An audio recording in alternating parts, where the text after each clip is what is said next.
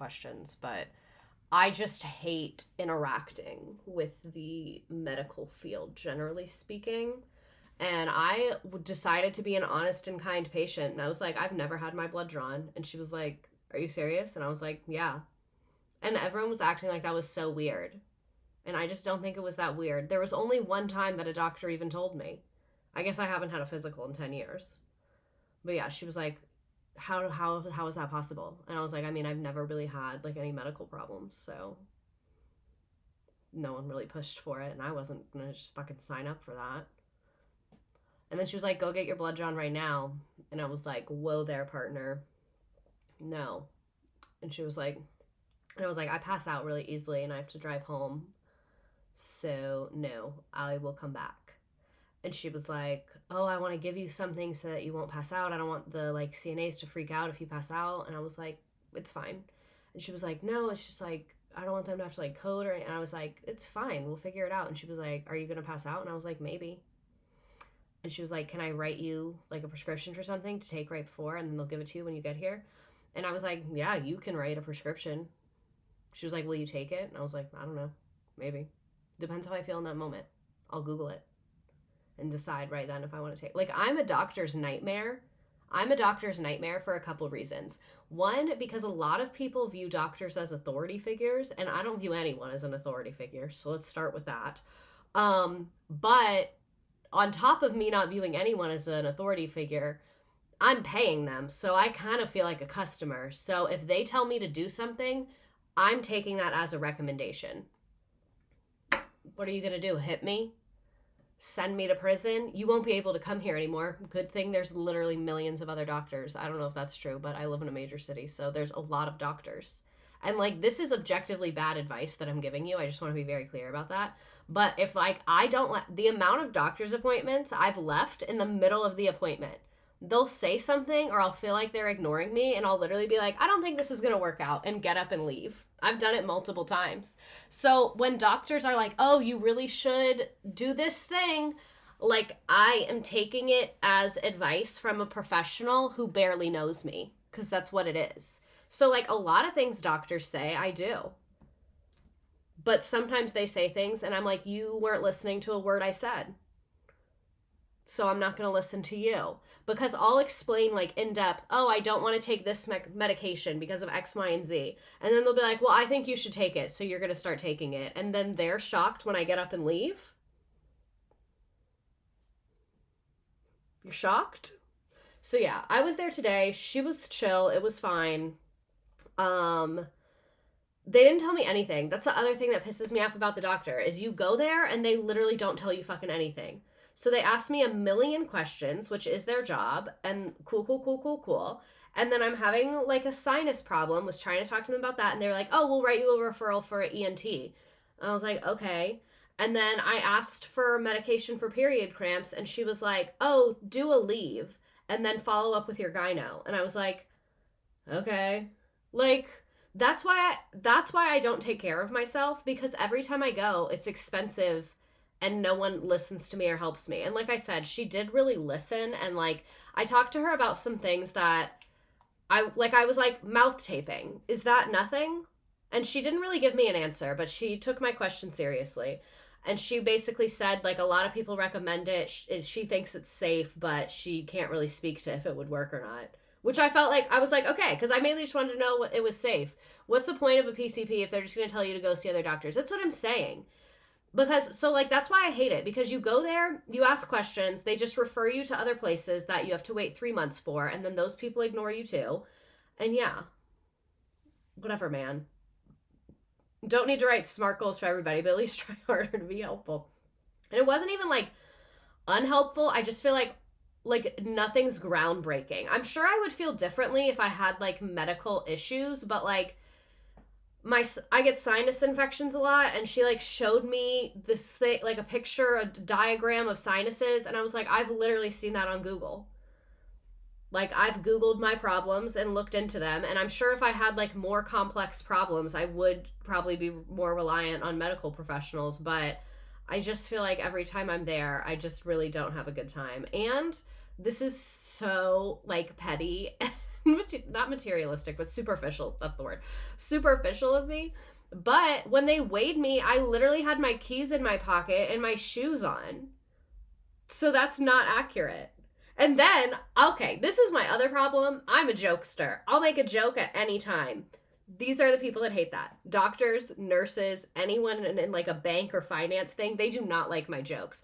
So someone made a typo, I guess, with my weight. And the doctor was like, oh, it says your weight is 10 pounds on here. And I go, oh my God, back to my birth weight. Perfect. And she like did not laugh at all.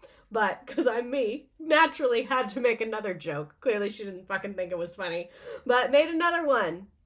She was like talking about something else, and then she was like, oh yeah, and let me change your weight. I'm sorry. And then I was like, nah, let's leave it on there. And she literally looks at the PA that was in there with her, like training, I guess. And like, I saw her telepathically tell the PA, write down that she made 2 jokes about it. Because then the PA started typing. I was like, what is that? What is that? I was like, why are you writing it down? I'm literally joking. And then she was like, no, we're going to update it. This would look like you were really malnourished. And I was like, and, oh my God, I'm being really judgmental right now, but I don't care. I was just like so over it. I hate the doctor. And I had to go straight from work to the doctor. I had to eat while I was driving. Like, it was just not a good time. And I don't like being thrown out of my routine, which happened today. So anyway, the doctor I went to, it's the first time I've been there, and it was like a pretty big center. So there was like a family medicine part, and that's where I went, just to like a doctor. And then they had like a OBGYN part, and then like a pediatric part. But all of it was one waiting room, and there were like different windows to different like wings of the building. But in one waiting room, and there was this family there with 2 kids. I would be a lot more forgiving if it seemed like someone was ill, but everyone seemed to be in perfect health. I don't know if they are, but seemed to be. These 2 children were literally running rampant through this doctor's office waiting room. And again, this is a doctor's office waiting room. It was quiet as fuck. And they were relatively small kids, maybe like 2 or 3, and then like 4 or 5. So they walk in. The slightly bigger one is watching TikToks full volume. Full volume. Full fucking volume. And like, I'm very team, like, children can be in public. Children are children. They don't have to be silent. But TikTok full volume in the doctor waiting room. And they walk in, I'm like, you know what? It's a doctor's office. He's probably sick. No judgment. No judgment. Then the younger one, who could walk, I watched him walk in, starts crawling and like rubbing his arms on the floor. Again, of a doctor's office. I do not want to know what diseases are on the floor of the doctor's office. But I was like, you know what? Everyone has their own parenting style. Like, he'll probably have a great immune system. Like, this is fine. And what also killed me is both of the parents were there. I'm very forgiving, especially if a parent is outnumbered, but they were not outnumbered. 2 adults, 2 children. So the kid is on the floor, tile, just going for it. If there were 2 parents, one parent could have taken the kids to the hallway. If only one parent will take a break from the class. Like, literally. And, I'm just beginning. So they're sitting very far away from me, but I can still hear the TikToks at full volume. And it was on like a Samsung phone, so it was like 10 times louder, obviously. And then the 2, they looked like they were both boys based on how people dress their children. They start running up and through the waiting room. And it's long. Like I told you, it's a big ass waiting room because it's for multiple medical centers. Running, screaming. TikTok's still full volume, by the way. TikTok is still in his hand, full volume. It might have been Reels, not sure. Running up and down, climbing on furniture, jumping, screeching, literally so loud. And I'm looking at them and I was like, neither of these children are sick. Neither of these children are sick. Maybe one of them has an ongoing condition I don't know about. But I've worked with children for a while. They have a kind of glazed over look in their eye when they get sick that you can just tell something's not quite right. Neither of these children had that look, which also made more sense if they were there together. Maybe they were just there doing their yearly or whateverly. I don't know how often kids have to go to the doctor, their checkup. But the parents were both just kind of sitting there staring at them. And so, like, I'm trying not to say anything or do anything, but it got to the point that, like, the staff is looking at the kids, other people are looking at the kids, and I was worried one of these kids was gonna fucking break their skull open on the tile floor. Well, I guess we were in the place for it. And thankfully then they called me back, and when the nurse called me back, she opened the door, and the kid was, like, making a fucking beeline for that door, like, running so fast, and the nurse was like, because it was like the adult side. But yeah, I just thought that was crazy as fuck. And like I said, this is the only time I think I've ever been in public and looked at a parent and been like, you good? Like, what's going on? And then when I came back out to my car, I saw the dad outside with both of the kids. So I don't know if maybe the mom had to go to the doctor's appointment. I don't know. But those children looked much happier outside than they were inside. I can tell you that much. I love Mr. Redacted for this hate of doctors. I was in DAA for like 2 weeks until I was basically forced to go. And it's like, I'm always hesitant to talk about how much I hate the doctor because people are so quick to call me like an anti-vaxxer. Like, they're like, you're anti-science, you're anti-medicine. And like, I know that this is a personal problem. Doctors are needed in society. We should listen to scientific medical advice. And I also hate going to the doctor as myself and feel like a lot of the doctors I've encountered have ignored me at most turns. And why does it take 9 fucking years to get an appointment? But yeah, not a good time. At least it was free. They didn't ask me for any money. That was fucking cool. I guess because it was a physical. They still made me take a pregnancy test. And this is another thing that pisses me the fuck off. They always ask, when was your last menstrual cycle? Is there a chance you could be pregnant? I tell them, no. We're going to give you a pregnancy test. Don't ask then. Don't ask.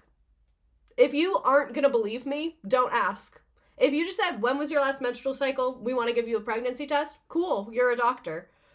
But don't ask me and then be like, liar. Because if I said yes, you'd give me one too. To double check. So if there's no right answer, I don't like the fucking mind games. Like, I feel like you're in there and they just play mind games on you. And I don't like that. And then they're like, ask you these questions and they're like, do you have a family history of cancer? And I'm like, well, how far do you want to go back? Because yeah, does anyone answer no to that question? I need people to be very direct with me. And for some reason, I feel like the doctor, they're not direct, which to me, I feel like is the place where we should be being the most direct. And those people needed to be direct to their kids. It was just a lot. And, oh my God, my class. I knew it and I believed it. My eyelash is itching me, sorry. I knew it and I believed it when parents would be like, oh my God, your kids will be so bad with you because they miss you.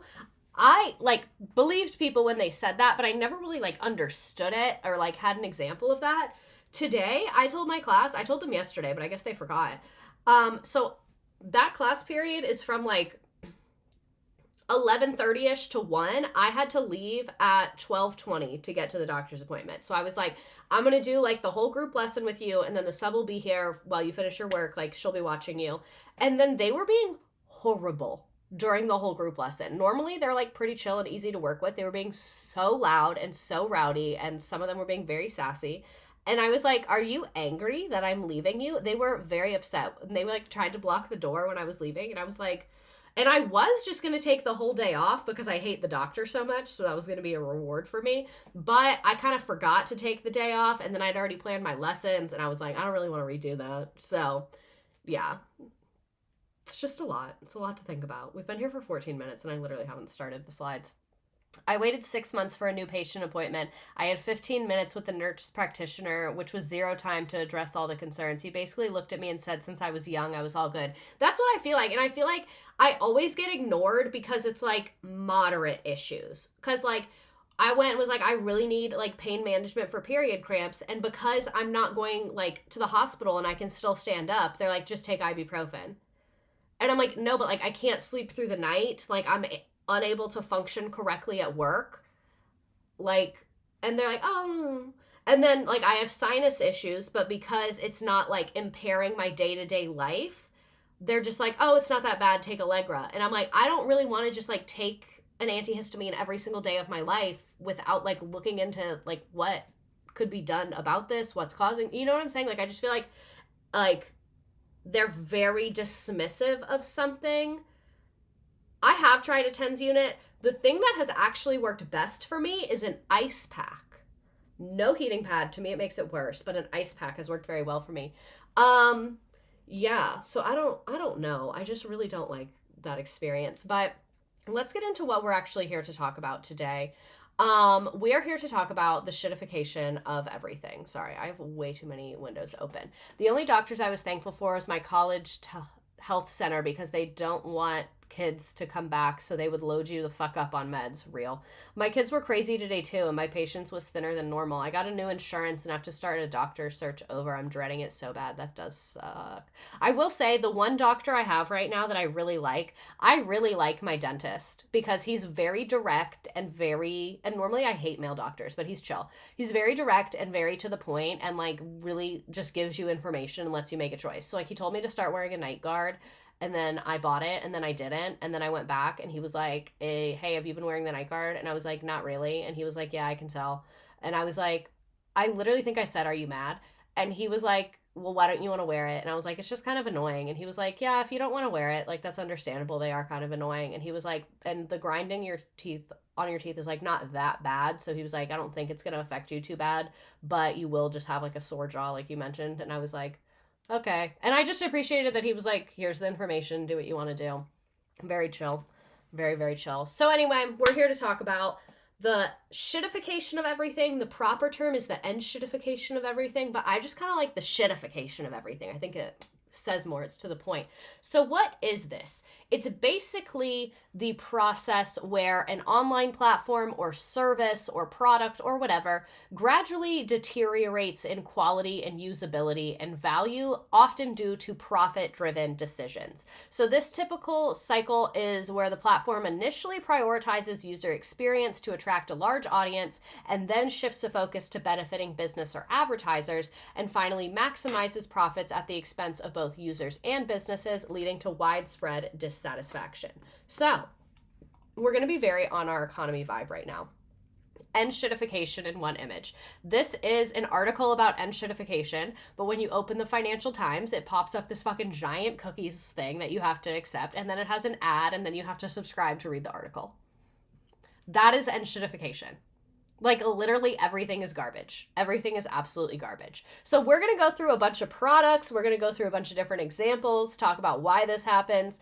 Some of these slides I may skip over a little bit because I really just want to have like a chill vibe tonight. But some of these I want to do more. And I actually need to make this a little bit bigger. So I'm going to have to adjust it on here so that I can still see you guys' chats, but the font was just a little too small for me to read. So clothing and textiles. This one is a big one. So H&M clothes from the 90s were of much higher quality than what's sold today. The fabric was thicker, did not warp in the wash, did not pill, and retained its color for years. And higher priced clothing does not always guarantee durability. I have bought some $50 garbage from H&M on more than one occasion. H&M underwear purchased over a decade ago remains in excellent conditions, while the newer versions fall apart after a single wash. A beloved black bra lasted 10 years before finally breaking last Christmas. A lot of these are from like blogs and people writing about this. The elastic loosened over time. Fraying had begun, but real failure came when an underwire popped out. But overall, comfortable bra. The replacement was ordered, but the updated version had noticeable differences, including a fourth clasp, a tighter band, and softer material. Initially, these were perceived as improvements, but these changes resulted in quicker deterioration. Within a few washes, the hooks became mangled, the straps frayed, and overall longevity was far worse than before. The same washing routine was followed, making the drop in quality undeniable. So people have tons of examples of this, and I liked this tweet. Why can't I find normal clothes anymore? Why is it all either $5 for a scrap of polyester or that was produced in evil ways, or $200 for a basic t-shirt? It is so hard to find quality clothes that are not a gazillion fucking dollars. And even a lot of the clothes that are a gazillion fucking dollars suck. I appreciate the convenience of ready-to-wear clothing, but the shitifying of clothing shouldn't even be an option. Screw you, corporations. I'm teaching myself how to mend patch because all my pants fall apart. That actually reminds me, I'm really excited. So I have, you know, the Halara jeans. I rejected them for a brand deal years ago because that's when I didn't like their stuff, but I love their like legging jeans now, and now I feel like they've like blacklisted me and never want to work with me. But anyway, I digress.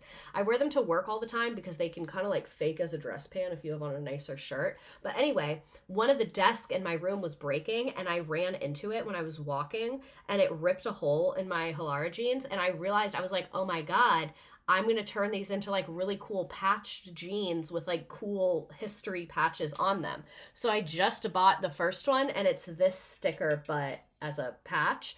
So if you have any other recommendations, let me know. But I was really excited that I thought of that before I got rid of them, because I think they're going to be even cooler now. So it's not just Shein. Why are all your clothes worse now? There's a lot of videos tonight, so some we'll watch and some we won't.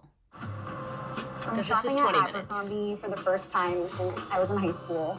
Mildly triggering because this was like the coolest store back in the day, but I can never afford it because my family is middle class. Now that I'm here, I'm noticing two main things. One is that everything is kind of affordable, which was definitely not the case in high school.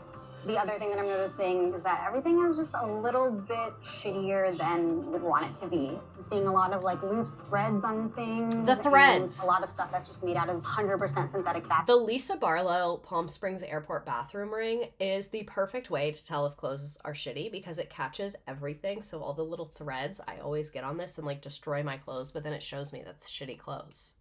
Fabrics. The clothing just doesn't feel like this nice, firm, high quality that I associated with Abercrombie. Abercrombie still does sell some high quality clothing. Actually, I really like this dress and would totally buy it. And I'm glad they've decided to start using normal lighting in their stores. I miss the dark Abercrombie. But seeing so much cheap and low quality stuff there made me wonder, did clothing used to be better when I was a teenager? Not just at Abercrombie, but across the board. So I scoured eBay, Depop, and Poshmark for clothes from trusted brands of the 90s and 2000s. Then I went to those same stores and bought the 2024 version of each item. Abercrombie was like legendary for really high quality denim. To compare the old and new, I got help from Amanda McCarty. I love shit like this. I worked as a buyer in the fashion industry for about 20 years. In the span of my career, I saw how what we sell people changed. The two major changes, I would say, are one, nothing fits properly anymore. Yeah. It's not you. It's nothing about your body. You're great. And two, the longevity of these clothes, even how you feel when you Zara put them is on, partly to has blame. degraded so much. It's just not a good deal. It's not just in my head. It has gotten harder to find quality clothes that last, even at brands you used to like. If you're wondering why, keep watching. Okay. I want you to think about how many new pieces of clothing you bought last year. I don't want to. If you're anything like the average American, it was around 68. Oh. In 1980, mine's probably that like number 50. was 12. But wait, it gets crazier. 50? In the 80s, Yeah, Americans we'll say spent 50. about 7% of their annual income on clothes. Today, it's just 3%. We spend half as much, even though we're buying 5 times more. This Abercrombie ad from the 80s helps explain why. The high-quality wool was a huge selling point. They even tell you exactly wool where at it's from. Abercrombie? And notice how they say this is part of their fall collection? Because in the 80s and 90s, stores only had new clothes a couple times a year.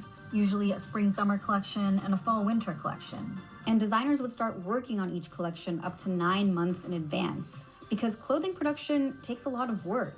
They had to think of Yeah, I kind of want to get on my eBay whittle them game. down to the dozen or I was so on there best the other ones, day because I send want a the lava designs to the lamp. Factory, go back and forth with them for months to create a prototype, choose the best fabric, the right embellishments, and figure out the proportions for different sizes.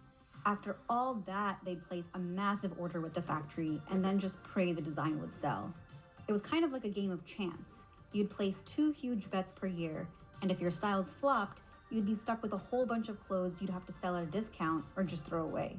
That risk The is why resellers so are much insane. care and thoughtfulness went into making each piece of clothing, and why you could expect quality at every price point. I want to try Even like a discount clothing stores like swap Sears because or I have a JCPenney. lot of stuff I don't wear, Just look at the but way is JCPenney like advertised their fine. suits Some of in it's this better ad than from the other. I 80s. really want to do a clothing swap. Suits that are expertly tailored, classically designed, and have an elegant touch.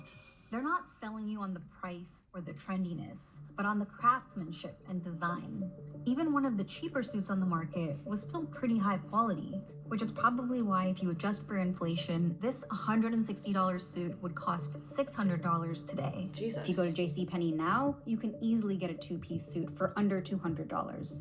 37. So in the 80s and 90s, Nice. people were buying fewer clothes, but they'd be well-made pieces that would be worn for years. And keeping up with all the trends, well, that was something only wealthy people could do.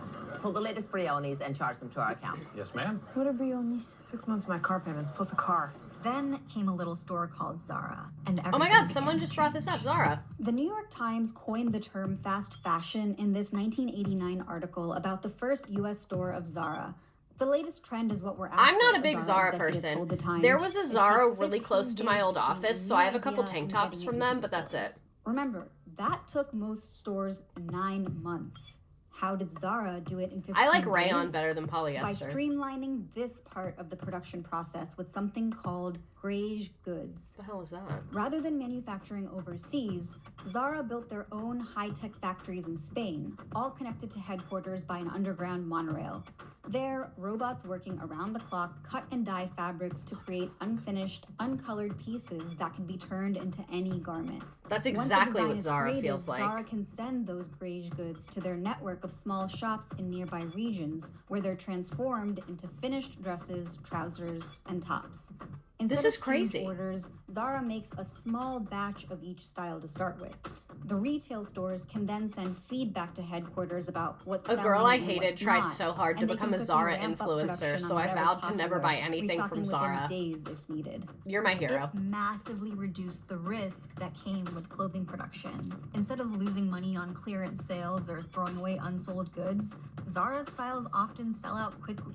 The designers don't have That's to why I predict couldn't get the trends tank a top year I in liked. advance. They can just respond to fashion trends as they emerge. We do this at my So job. sometimes that gets a little sketchy. For example, here's a look from the high fashion designer Celine. I know I said from we were a only gonna watch collection part that of this, but I'm debuted kinda on into Vogue it. Runway in 2013. This skirt would have retailed for at least $1,000. And here's a very similar looking skirt selling on Zara's website for just $80. I feel like 80 is still According a lot, to the no? Wayback Machine, Zara had this skirt for sale by August, which would have been just a few weeks after Celine's version landed in boutiques. These runway knockoffs and how quickly Zara could get them into stores were wildly popular. By August 2008, This Zara's is, parent company, Inditex, the more became perfect the world's union. largest fashion retailer.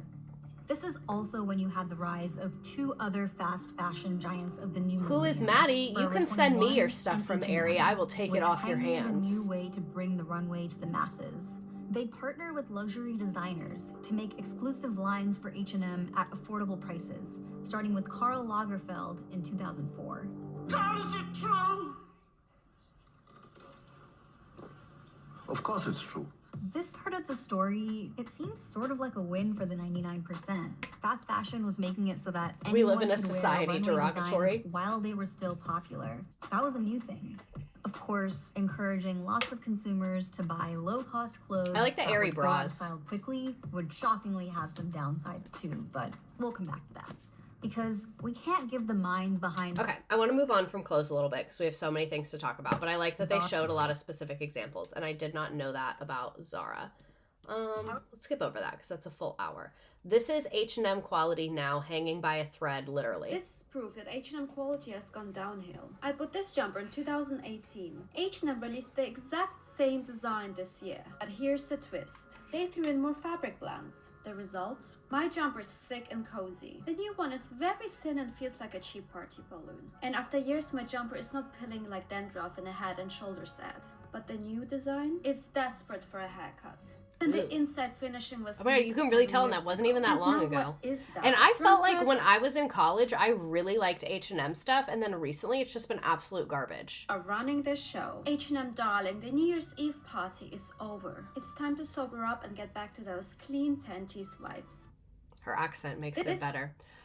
So moving on to some other products. A lot of things are also like the same companies are replicating similar versions of the same garbage. So if you search for a spatula on Amazon, you'll get a massive list. Either like as an endless scroll. Some results will be familiar brands, but a lot of them are very odd names that are almost identical, and a ton of them are marked as sponsored. That is another reason that everything is being shitified, is because of like all of the sponsored stuff when you're trying to search for things, and you end up getting served very cheap, useless garbage. And then these fake ass sales, so you can see like regular price and then the Prime Day deal and shit like that. It's all bullshit. So let's talk about toys. So, toys used to be made with more durable materials like metal and wood, which this says assuring longevity and safety. Metal and wood can also be dangerous. And these materials could withstand years of play, and they often became cherished keepsakes, like people would have hand-me-downs of their toys. Today, many toys are produced with cheap plastic that are prone to breaking. In addition to being fragile, the plastics can often contain harmful chemicals. Now I think most kids' toys, it's illegal for them to have BPA, but that was a pretty recent development. So this is actually what inspired this stream. I saw this tweet and I really was just like, that takes it away. And it said, the tweet was, I meant to include it, but I'll post it. But anyway, the tweet was the shitification of everything. Once you see it, you can't stop. And I literally feel like my eyes are open. I'm seeing it. And look at the Hot Wheels cars. Look at 1997. These are the Hot Wheels that I used to play with. You can see all the car parts. They're carved in there. It's made of metal. The little piece between the wheels is made of metal. And then look at the 2016 one. Literally all plastic. It just has the logo and like the marking of the model number or whatever. Literally such a piece of garbage. But someone did point out to me it could be that the plastic ones are safer. And as you're saying, I remember cutting my foot stepping on one of my sister's old metal Hot Wheels cars. LOL, toys can't have BPA. Meanwhile, I got lead poisoning from a Magic 8 Ball as a child. That's funny. So, 100 years of toys. Starting, what is this? With the Depression? 1910s. That's terrifying. I don't like her, I don't think. Her dress is kind of cunty, but her face freaks me out. Okay, that I can get down with. I had something like that when I was a kid. Mine was plastic, though. It was wooden plastic. That's cool. What is that? No kids had toys in the 1930s. They were working. Yeah. Rough time. Oh, a lab set? Interesting. Is that a book? Oh no, it's like blocks. Wood, blocks. Blocks made of wood. We would never. Piston action robot. Plastic, 1950s. There it is, the plastic. This is when plastic started to be really popular. It was right after World War II. Barbie! Barbie! We love Barbie! I love Barbie! She looks like a bit of a knockoff Barbie, I think. But I still love her. I love my knockoff girls. But she is made of plastic, 1970s. This looks like higher quality plastic than what we have today, but it is plastic, but it does look very fun. I think I might have played with this before, I'm gonna be honest with you. I do have a Barbie stream. Care Bears. Okay, but you get the point. I mainly just wanted you to see how the old toys were like made of metal and made of wood. So let's talk about furniture. Furniture was once solid wood construction. Now everything is made of fucking particle board and it's disgusting. It used to be wood construction, handcrafted joinery, like drawers and joints and things. High quality fabrics ensuring long-lasting durability and timeless appeal. Pieces were built to endure, often becoming heirlooms passed through generations. Today, many items are made from particle board or MFD, which are cheaper materials that lack strength and longevity. Fast production methods designed to keep cost low often compromise structural integrity. So here's some old furniture. Literally made of solid wood. So if it gets scratched, you can sand it down, you can restain it. These last for a really long time. My parents have a lot of these. Honestly, I need to rob them. And okay, so one other thing, we're trying to buy a house right now. And one of the houses we looked at is, so they're both old, but one of them has been updated more. And the updated one, the cabinets are all made of particle board, but they look nicer and newer. The other house, the cabinets are made of wood. Solid wood, and they're like 1960s and very ugly, but they're literally made of solid wood. So I'm kind of like, interesting, because to me, solid wood, I can hire someone to sand that and repaint it or whatever. But particle board, it's like I'd have to replace the whole thing if I want to change it, because you can't really do that with the particle board ones. And I don't like the color they picked. But anyway, I digress. Here's the new shit. Fucking fake wood, fake printed on shit. It's literally garbage. This is like everything that's in my house. This desk that I'm using right now, I think it might be particle board, but it's definitely a higher quality. This desk was like $400, I think. It's not particle board. It's like a step up from particle board.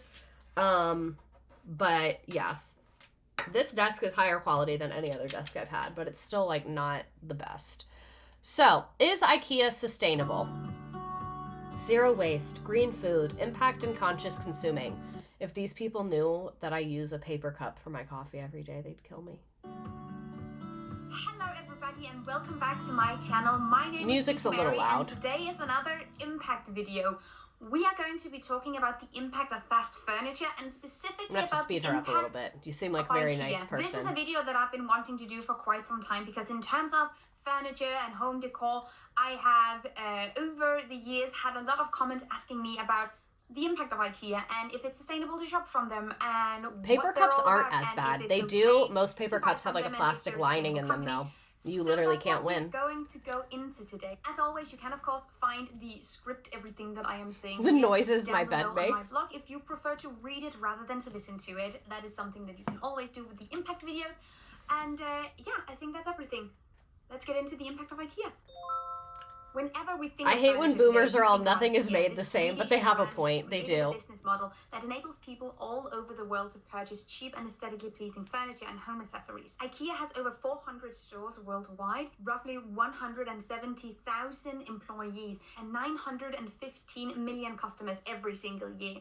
And furthermore, Oh, we'll get into IKEA's the sales mattresses. revenue is exceeding 33.2 billion. Everything is something you can So find with on these Wayfair. frankly It really ridiculous is. numbers, I think it's only fair to ask the question, is it sustainable? Now, I want to start this video by pointing out some of the good things that IKEA is actually doing before we get into I have a some of the 30-year-old bed For frame from instance, in IKEA that I 2020, still IKEA use. published their People It's pretty and the baller. Planet outline to document their sustainability strategy. And here are some of the outlines. IKEA wants to be sourcing... Okay, I'm kind of over this. Sorry, we're going to have to move on. She does seem lovely. So, electronics like TVs and radios used to be built with robust vacuum tubes and heavy-duty components designed to last for decades, but these systems were often reliable and could stand years of use. But modern electronics now rely on very delicate circuit boards and more fragile components, which makes them prone to failure much sooner. As a result, repairs are often more expensive than simply replacing the device. Everything is a computer, and it makes it so expensive to do anything to it. Further contributing to a culture of planned obsolescence. Planned obsolescence is when a company knows their product is going to break, but that's their business model because they know you're going to buy a new one. So like Apple. Apple has me in an absolute chain. Like they own me. Last year, I was closing. I had a MacBook Pro. It had the touch bar. I fucking love that MacBook Pro. I miss it every day. I was closing it. The charger was stuck inside of it, shattered the screen. It was going to be $900 to replace the screen on a 4-year-old MacBook Pro. So I bought a MacBook Air. I bought a whole ass new computer. For a computer that the only thing wrong with it was a shattered screen. Because why was I going to pay $900 to fix a screen on a computer that I know is going to break within a couple years when I could just buy a new computer? And the Pro was heavier. I wanted a smaller laptop. Like, it just made sense. But literally, I was like, I hate that I got, like, coerced into making this decision. Literally made me so mad. So, hobby electronics. This is really random, but start around $340. Okay. $340. Electronic manufacturers use electronic components that don't have wire leads.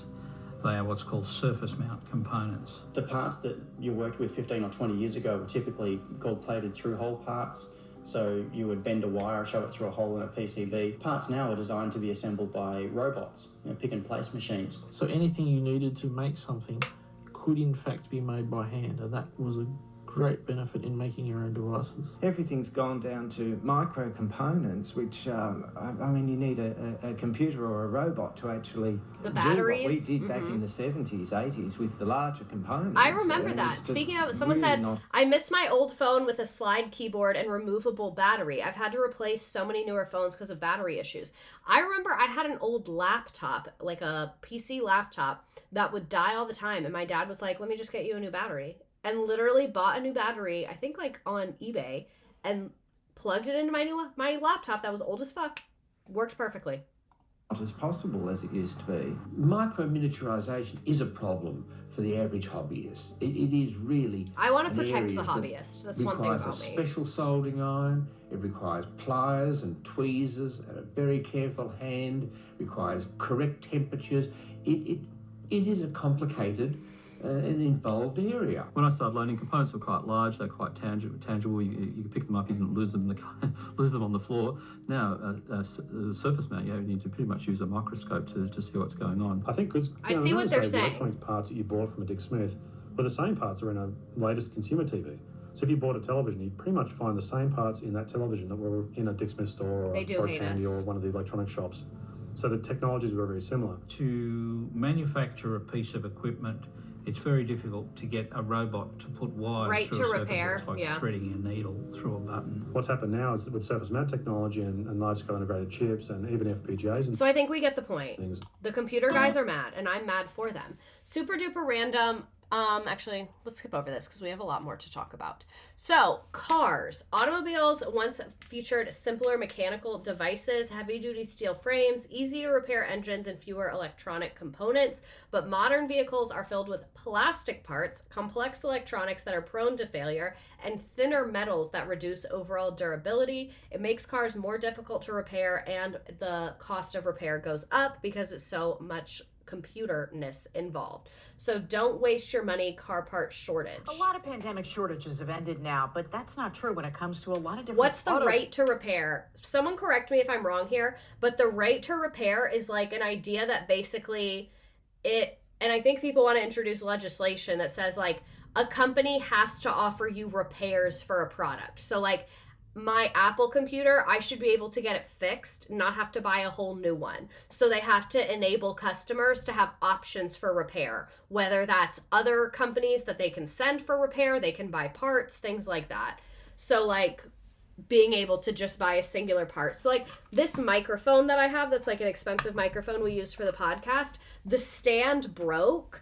They sent me just the little part I needed to repair the stand. That's the right to repair. They could send me just that part. I didn't have to buy a whole ass new microphone. Parts. Consumer reporter John Mattery shows us what's in short supply in his Don't Waste Your Money report. When your car is in the shop for a few days, that's a pain. But some drivers like the John Deere having tractors. to wait months to get their cars fixed because the parts to fix them are on back order. Ted Nippenberg is one of thousands of frustrated drivers waiting for a transmission module right now. You start it and you go to give it some gas and the car will only go a couple miles an hour.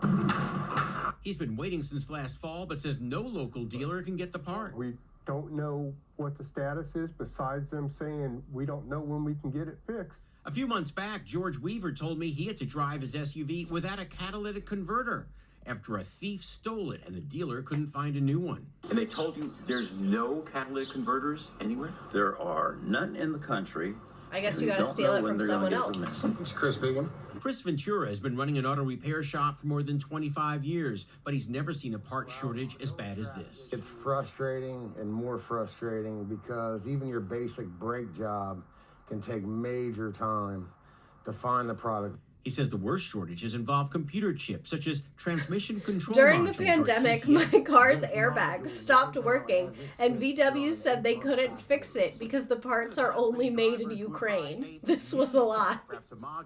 This was a lie, killed me. But Chris says the problem now is that with so few new parts available, it's getting tougher than ever to even find a reconditioned part. What can you do? Chris suggests you visit an independent shop, which has more flexibility than dealers that usually have to use official parts.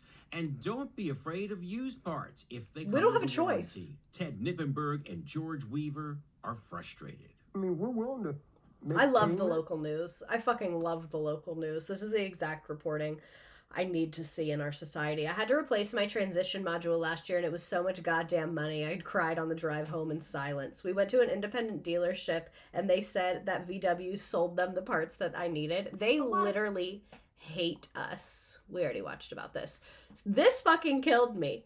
Our HP printer hasn't been working for a month, and every manner of troubleshooting, resets, changing ink, didn't seem to work. After calling HP, they said the debit card on file had expired, so they manually disabled our printer. Are you kidding me? Are you kidding me? So moving on to kitchens. This is my Roman Empire. The history of efficiency in kitchens. The kitchen design is a culmination of several decades of work study. During the Progressive Era, I'm about to teach that later this week, American interest in science began to increase and scientific theories were applied to everything from factories to household. The efficiency movement was in part of this application of scientific principles to everyday life. Led by mechanical engineer Frederick Winslow Taylor, the movement positioned that everyday life from industry to government to household were plagued by inefficiencies. That is true, which wasted time, energy, and money. It also influenced the ecological conservation movement, a reaction to the overuse of natural resources, of which President Teddy Roosevelt was known to be a proponent. The movement, which became known as Taylorism, was highly influential and spurred the Progressive Era trust in experts and authorities that continued until the 1960s. So this is called a step-saving kitchen. This is in 1949. If it wasn't for the violent racism and misogyny of the 1940s, I would say we should all go back and get this kitchen. But I think we should just bring it to the future. I want equality and good kitchens. Teddy Roosevelt, my friend. Why can't I buy something once and it's mine now? When did that stop? Roughly 10 years ago. This was the United States Department of Agriculture. They used to have a family and consumer science thing that they just fucking got rid of. Like an Aura ring. You buy the ring but can't use the ring unless you buy a subscription. I hate our subscription-based economy. Demonstrating, the Bureau of Human Nutrition and Home Economics. Bring it back. Now we just have that fuck-ass Doge, whatever that is. Okay, I don't like that they did the things at the beginning. You know the amount of stooping and reaching that must be done. Microsoft Word is subscription-based again? Peloton is like that. Hate to report it. And the land-grant colleges have received hundreds of requests from farm homemakers asking for suggestions that would help them do their kitchen work faster and more easily. That's why we've developed this kitchen. Well, just how did you go about developing the design for this new kitchen?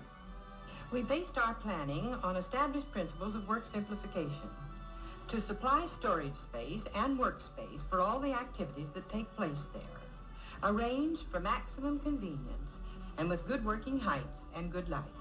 This makes me want to become a farm homemaker. We developed this arranged kitchen first, but the principles of planning we used, we can apply to other arrangements, such as the L and the corridor type.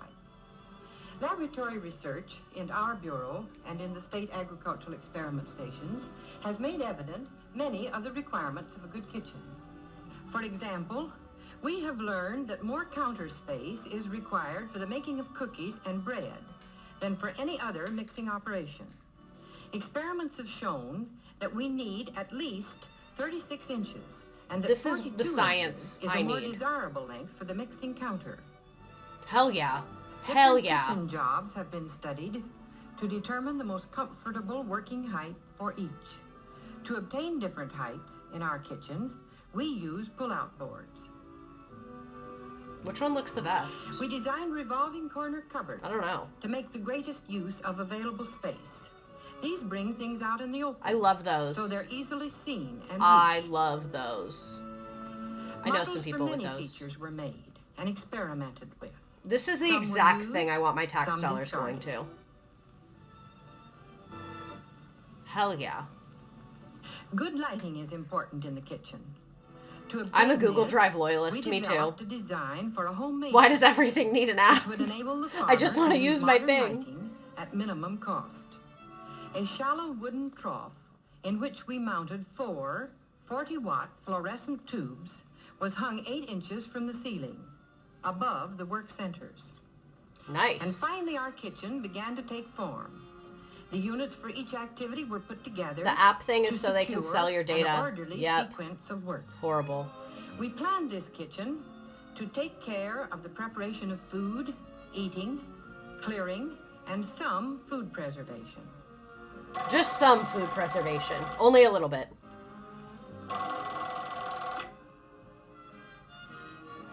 As a convenient place for the telephone and for making out menus and market orders, we also included a planning center.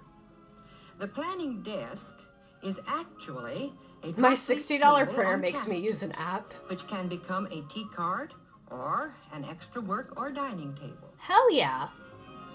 By placing a large picture window across the end of the kitchen, we gained the benefit of natural light over all work surfaces. Since most women prefer to work from right to left, we placed the mixing center in the right leg of the U, between the refrigerator and the sink center. Exactly.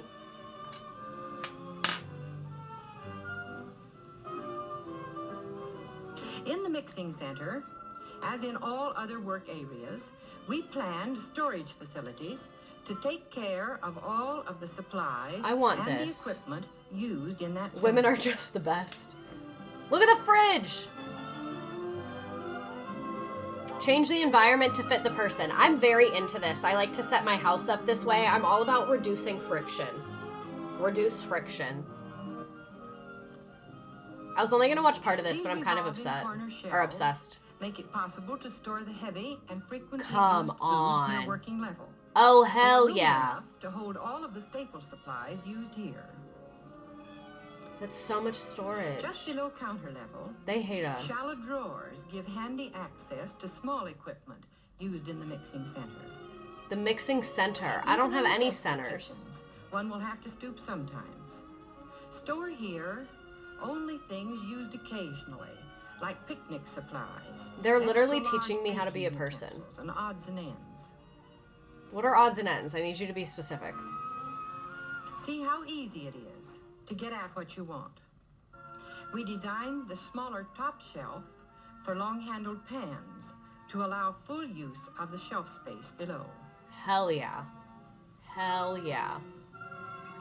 Space ordinarily wasted. Oh my god, no, I didn't want it to start over. Sorry. Feeds into the smaller bin below. Are you kidding me?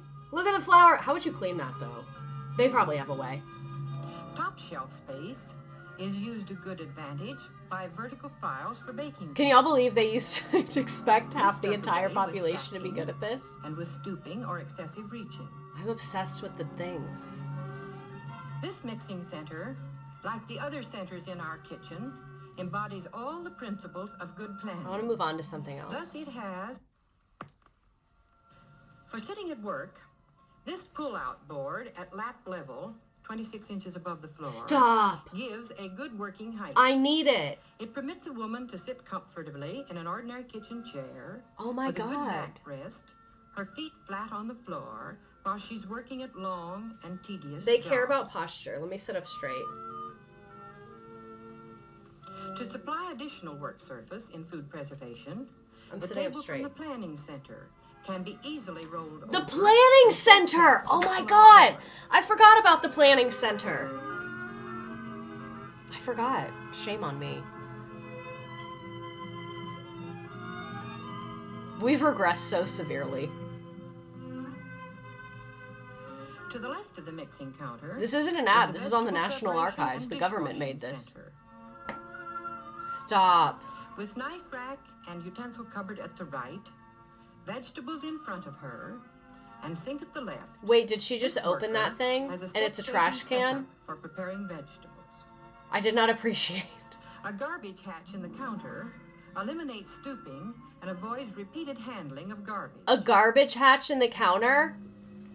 They hate us, you guys. They hate us. Do you see what they stole from us? Be removed for emptying from the outside through an insulated door in the wall. They hate us. That would be perfect for compost. Literally perfect. I have a 1960s house. It has a pull-out cutting board / counter space. I use it constantly. Oh, I'm jealous. All bins and the compartments into which they fit are designed for easy cleaning. See, I told you they would be. I told you they would be. I hate my kitchen so much, I bring in a bar stool to sit at when I'm meal prepping. It would be a lot of routine cleaning. Well, remember, back then they hated when women had jobs, so I guess that's it. I just clean everything with Clorox wipes, I'm sorry. Not food, but everything else. Also, this is when it was like standard for middle-class white families to just have a maid every day. Are all of the supplies My kitchen doesn't even have a pantry. at the range. Wait, does the pot go Right down? above the range are bins built into the wall for foods such as cereals that go directly into boiling water. Cereal was And oatmeal back also then. for seasonings that are used at the range.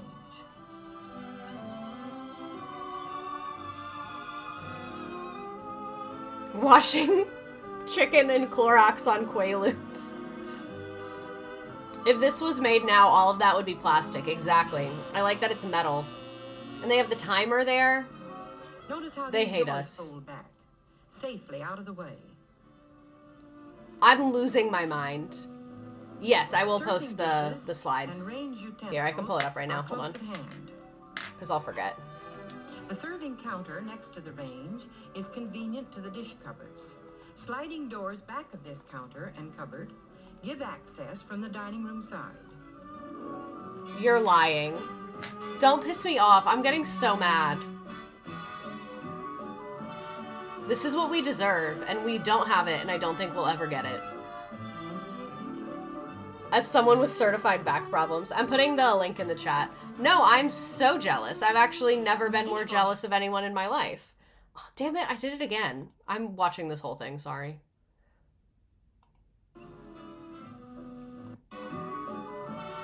About 5 inches deep, making for a comfortable height for dishwashing. Hell yeah. The drainer hangs across the deeper bowl, with room at the side for emptying liquids. This bowl, because of its depth, 8 inches, is also satisfactory for washing large quantities of fruits and vegetables. Just back of the faucets is a cupboard for storing soaps and Oh no, cleaning what the fuck just happened? Extra supplies and a handy waste paper basket are kept under the sink. My chat is like fucked up.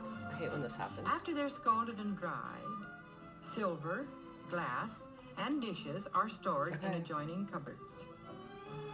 How do I get rid of this? Sorry, I'm having technical difficulties. Here's a handy rack for drying dish towels. Whatever. Oh, I want the dish towel rack. Out This of is the way of upsetting. meal preparation is this storage closet. Besides cleaning equipment, it has a rack for first aid supplies, convenient for Oh, there we emergencies. go. Now I can get it to go The away. upper section is reserved for a few jars of canned foods, saving trips to the food storage room.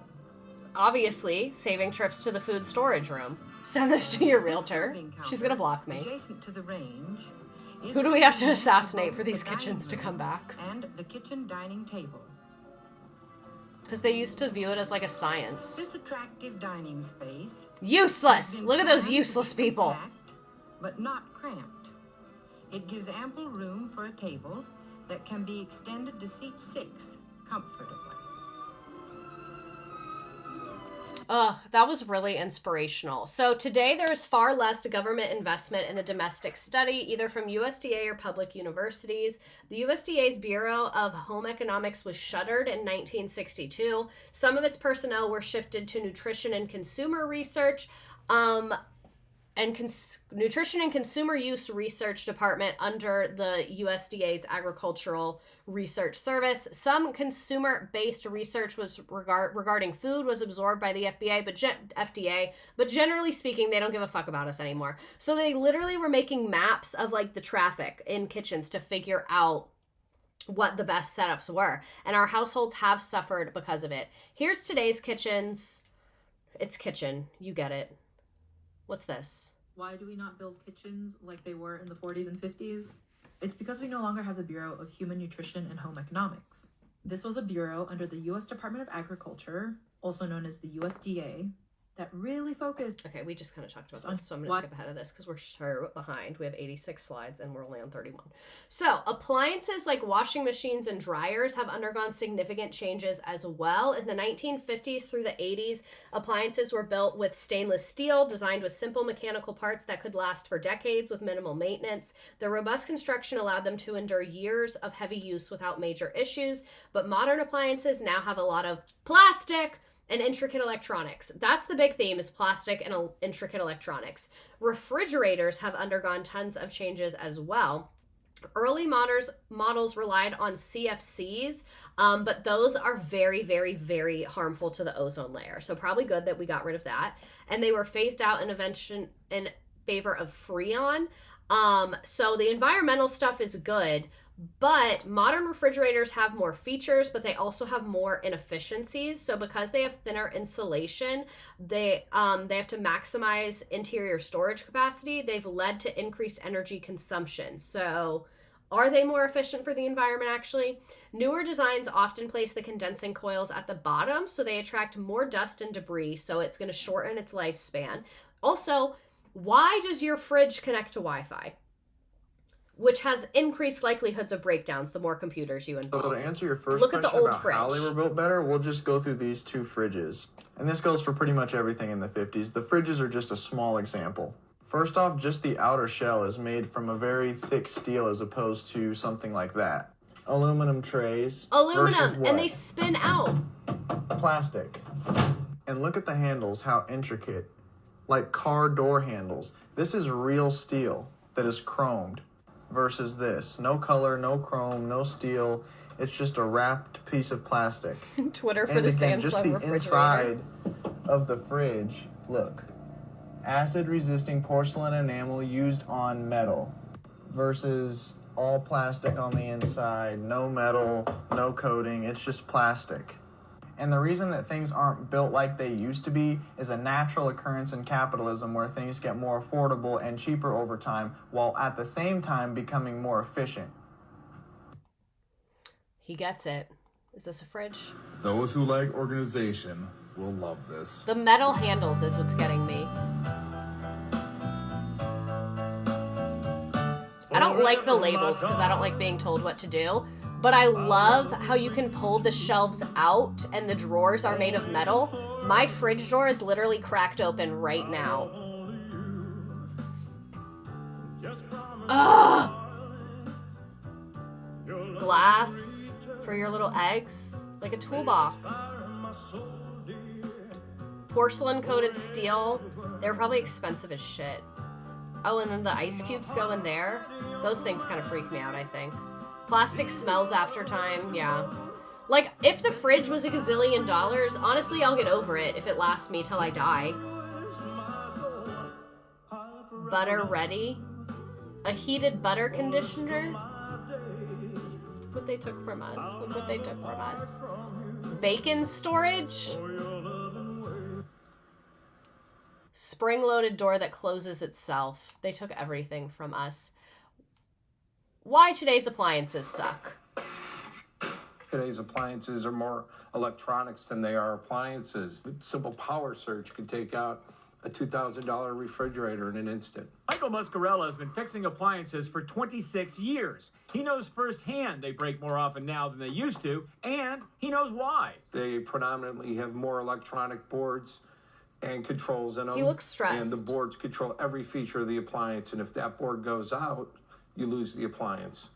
Of course, this is just one repair guy, but there's I plenty trust of evidence him. to back up what he's saying. For example, a Consumer Reports surveyed 27,000 consumers a few years ago to determine which appliances break within 3 to 4 years. John Their Mulaney asked results, more reporter. than 1/3 of side-by-side refrigerators with ice makers break within that time frame. 3 to 4 A quarter years? of front-load washers and 1 in 5 dishwashers. These are That's bad odds. insane. And I'm living proof. This My is stressing me side-by-side out as someone buying a refrigerator house. is only 7 years old. I put a $380 repair in it last year, and I put in 2 ice makers. And guys like Michael aren't cheap. It can cost $100 just to have them show up. So what's as his truck says 1995? Well, first, do what you can yourself. There are plenty of online sites for advice and parts. That's how I learned to replace my own ice maker. And know when to let go.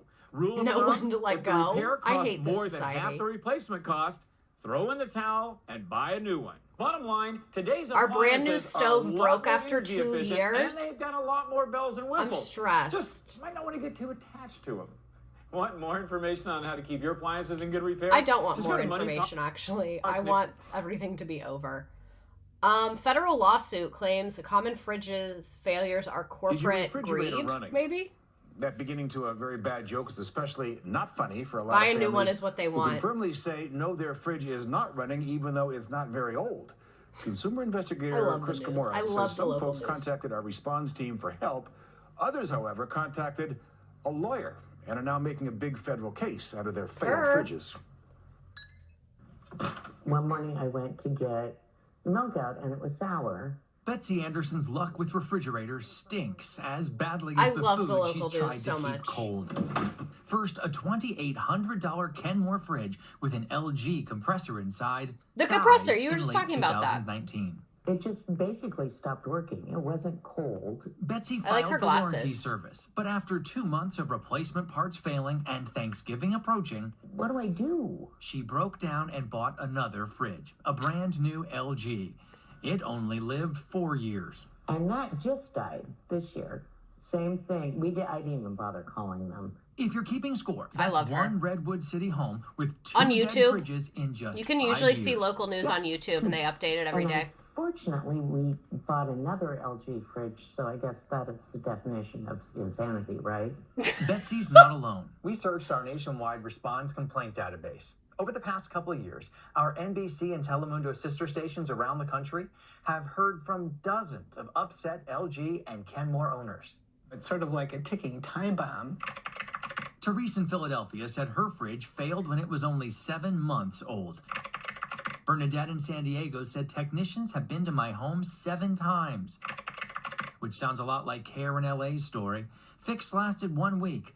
I've had a total of 6 repair visits and have not had a working refrigerator for 2 months. We searched nationwide. We went on Reddit. LA attorney Azar Mazzari represents plaintiffs who are now suing LG. She says her firm is focused on a critical part called the linear compressor inside LG and some Kenmore refrigerators. Which is really the heart of the refrigerator. It's what keeps the food cold. LG offers a 10-year warranty and online boasts 20-year durability. Lies! But Mazzari argues in the lawsuit the linear compressor's actual lifespan is nowhere near 10 years, let alone 20. Her suit claims they frequently break down far earlier, and LG knows it.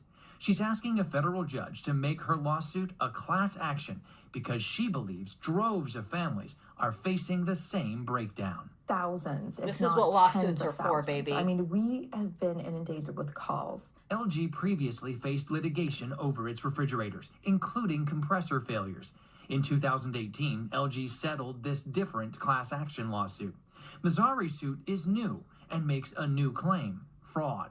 She argues in the suit that LG is defrauding people like Betsy because it continues to make a linear compressor that falls short of its 20-year durability. That is We know fraud. that they've known about this issue, and they know that the rate of failure is just Don't let my unreasonably mom high. see this. Mazzari also names in her suit several major national chain stores that sold LG and Kenmore refrigerators. Because those retailers were aware of Damn. the Not surprised. Mattresses used to be a lot better, apparently. So mattresses once featured high-quality materials like cotton, wool, steel springs, which had long-lasting support and durability. And someone was saying you used to be able to flip them over. Now you can't really do that. Today, mattresses are usually made with low-density foam, which tends to break down quickly, so they lose their shape and support much faster. What is Today, this? the Sleepopolis team visited the 3 Sleep Brands I mattress think I want to watch the other one that was on here. Not this one. Old mattresses versus new. This was the one I wanted to watch. Hi, I'm Mike, founder of Good Bed. One question we get from some of our readers is, why does nobody make mattresses the old-fashioned way? And we happen to have access to a mattress from 1932 made by Stearns & Foster that's been in use for 92 years. And we thought it would be the perfect opportunity to answer that question. Stick around. So first, let's just talk about how they made mattresses back in kind of the old-fashioned times. This one being made in 1932. That's Basically, insane. The construction was a little simpler back then. Looks pretty good. Typically, you would have what we would today call a connected coil unit, maybe even more specifically a Bonnell coil unit, surrounded knows by his mattresses. cotton felt, sometimes wool, or other kind of batting on each side of it. Typically a flippable We design. got our mattress for $80 on connected OfferUp. coils, It's basically memory what that foam, means and the is dude that had each 200 of them new and sealed in a storage locker. He stole those, and I'm happy you got one. In today's mattresses, which we called sort of pocket springs, where each coil kind of operates in its own independent pocket. So the difference is that with a connected... This is kind of boring. I want to move on from the mattresses. Houses. This one's important to me. So, the quality of newly built houses has also been declining due to cost-cutting measures, mass production. Like, a lot of them are literally made with, like, plywood now. Many modern homes have cheaper materials, thinner walls, low-quality fixtures. Open floor plans and trendy aesthetics often take precedence over structural integrity, and the critical components like plumbing and electrical are often rushed or installed improperly. And as housing prices continues to rise, buyers are paying more for homes that are built lasting decades less than those from previous generation, creating a cycle of frequent repairs and diminishing long-term value. You can hear conversations through the walls, footsteps up the stairs, banging pots in the kitchen when you're across the house. That's just life in most American homes. Horrible. Walls We are deserve thin better. And the opposite of soundproof. And something always needs to be fixed. And most homes aren't even that old. There should be no excuse that they're falling apart.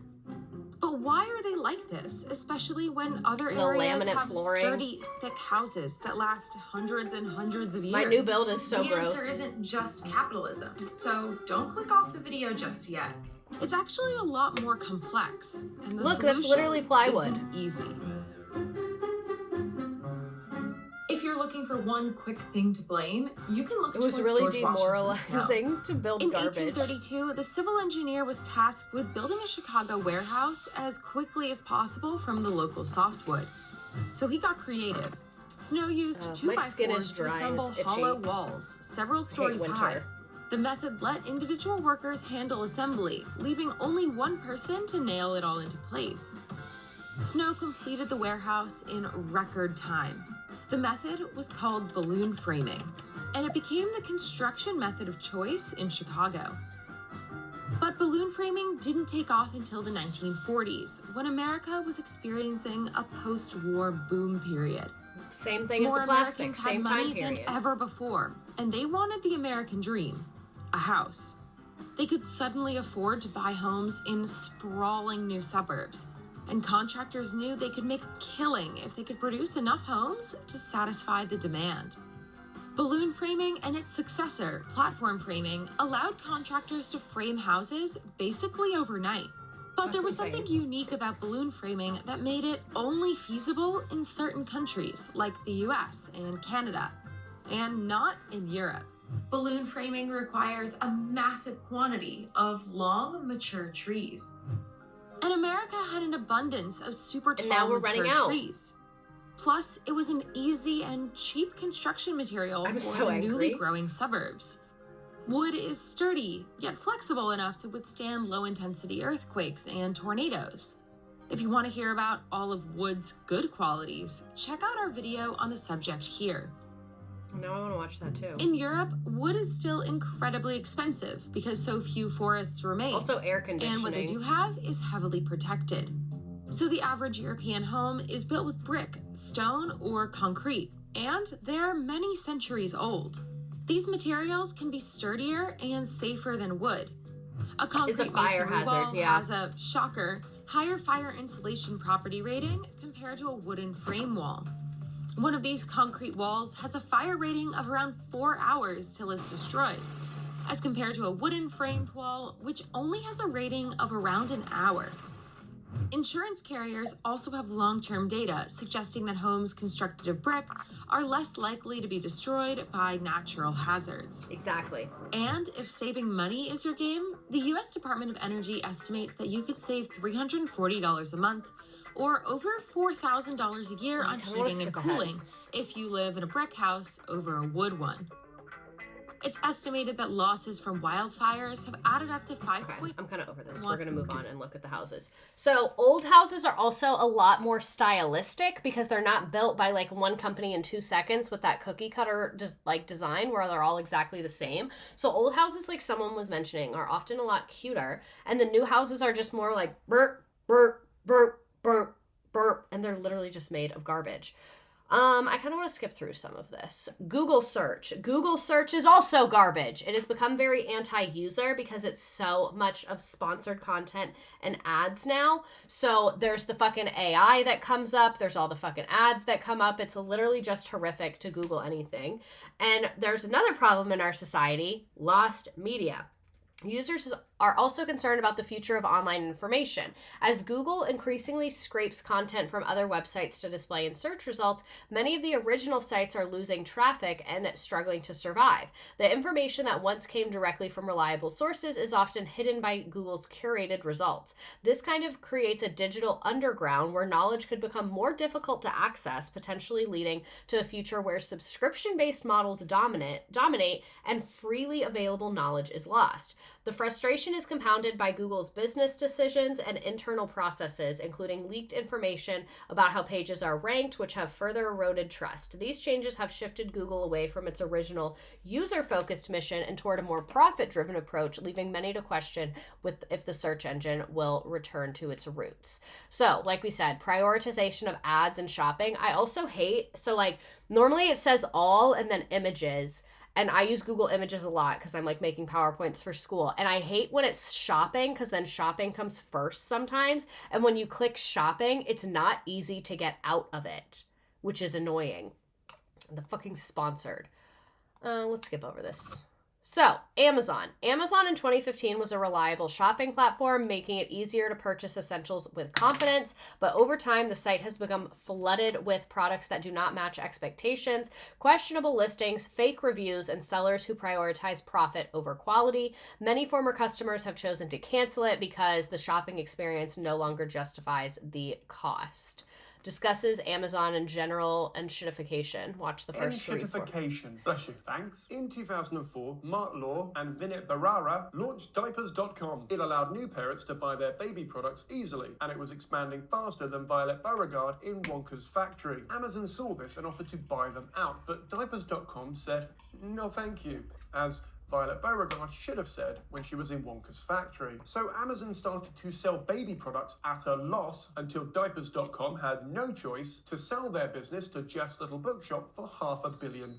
Then Amazon shut the website down and jacked up the price of all infant accessories. I don't have a Every child, pin is an ad with a everything link. you buy for yours is an accessory. This is an example of enshittification. Bless you. Okay, you really can't do that this entire video. Oh, I thought you were sneezing. I want a I snack. said enshittification. Oh, I have Bless. chips and salsa. What is enshittification? Part 1. What is enshittification? There's a terrible echo in here. The term enshittification, or platform decay, was coined by journalist Cory Doctorow in a 2022 blog post to describe the life cycle of any business or online platform. I think we get the point. I just wanted to see that part about Amazon and diapers.com. Apple is a big proponent of this, like we have been discussing. They have strict control over repairs. So someone mentioned this in the chat, but part of the reason why I ended up just buying a new fucking MacBook Air is because even though I found a guy that could replace the screen for cheaper, if you have your computer or iPhone or whatever worked on by anyone but Apple, they will refuse to touch it again, and it voids the entire warranty. So I was afraid, like, if I get my screen replaced by this random guy, even though he had good reviews, if I have another problem later, Apple will literally just like not fucking help me, which is so annoying. So why is this happening?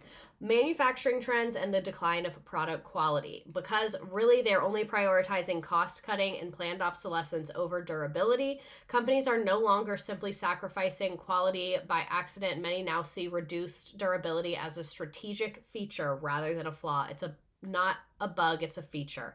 By deliberately designing products with shorter lifespans, manufacturers encourage repeat purchasers, fueling a cycle of continuous consumer spending. This trend has not gone unnoticed. A survey found that 38% of adults believe companies care less about product quality, highlighting a growing dissatisfaction with modern goods. We're gonna move over the plastic packaging. That could be a whole other stream. Someone asked this earlier, are we going to talk about streaming?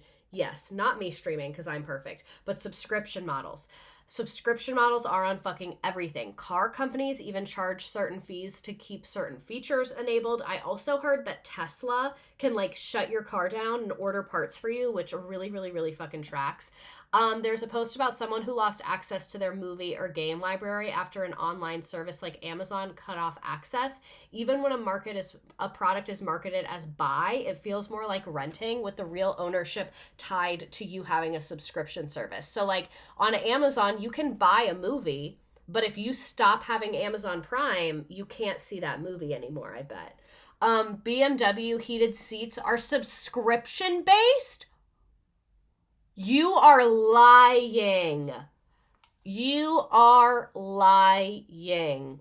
When Googling subscription models, pharmacy subscription models, EU Consumer Group says Meta revised subscription model may breach consumer protection laws. E-commerce subscription model from Shopify. All the fucking subscriptions.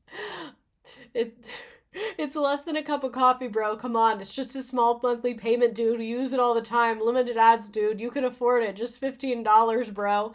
This is so fucking funny. I hate our economy. We live in a membership economy, and I'm tired of it. Every company realized that you forget you have it on. And then another thing about Netflix and, like, content streaming, they make their money off new users joining the platform. Obviously, I give them money every month. Well, I actually don't. I use someone else's account.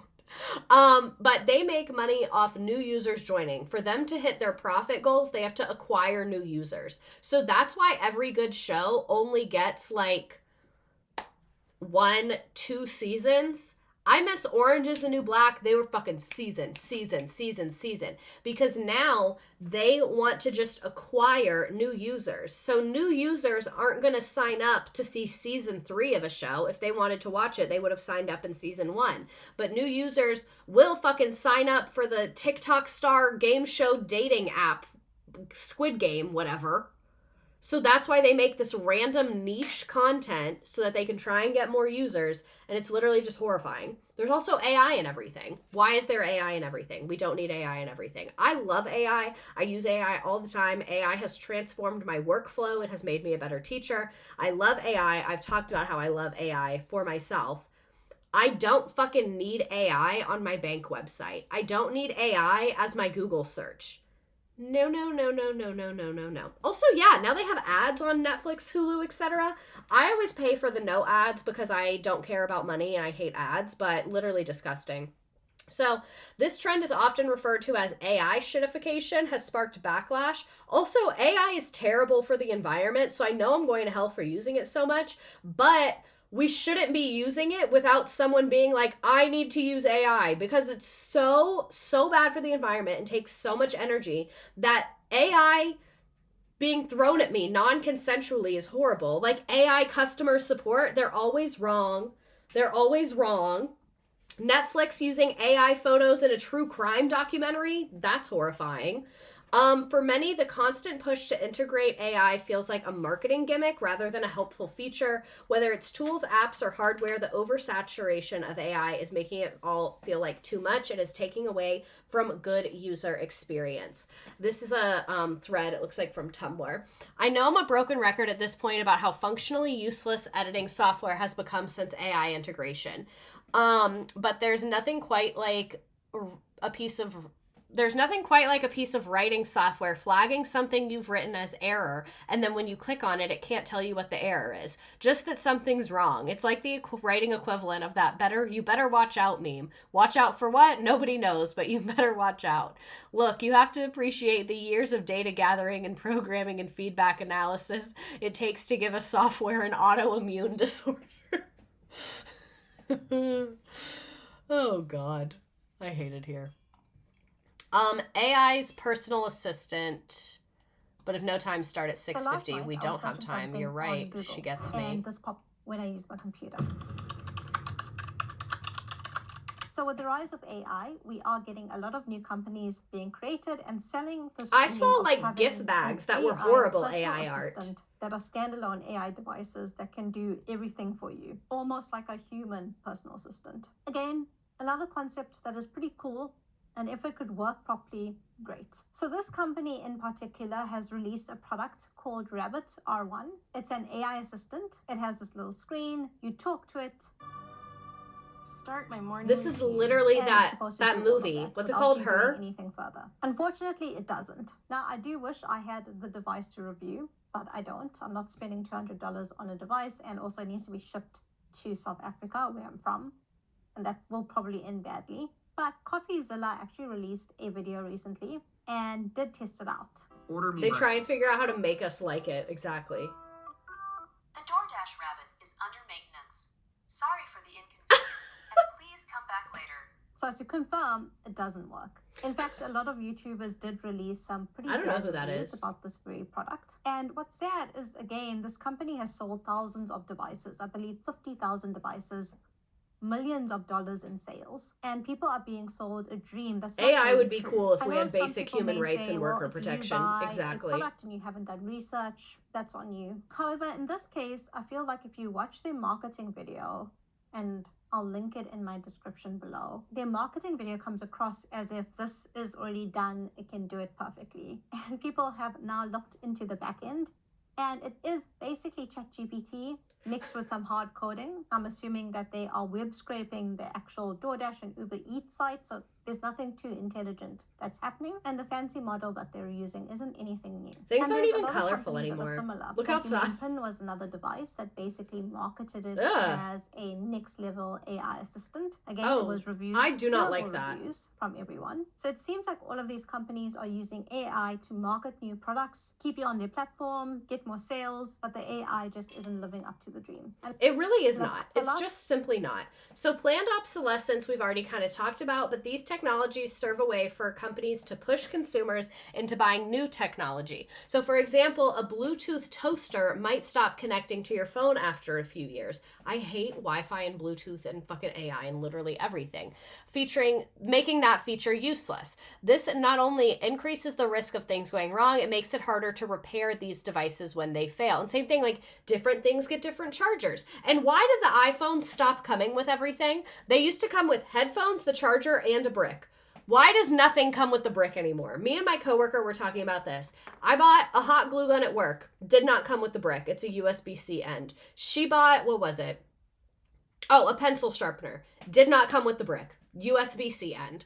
What the fuck? Where are we getting these? I don't want to buy them. Why do I have to buy a separate one? And half of them are sketchy and then my phone fucking breaks. I'm just tired of it. We live in a society and I'm tired of it. We'll skip over that one. So we kind of already talked about profit over longevity, more failure points, artificial innovation, and increased user frustration. Artificial innovation. Artificial intelligence comes to farming in India. So we talked about groceries. The food we buy off the shelf, of course, is all cultivated and grown on farms. And if we head to India, 50% of the workforce are employed in agriculture, and a growing population, now at 1.4 billion, are dependent on the crops produced. But traditional methods are now making way for new technology that promises to make farms more efficient, productive and profitable thanks to artificial intelligence. Archana Shukla reports. For generations, Indian farms have been sown and tilled only with traditional know-how.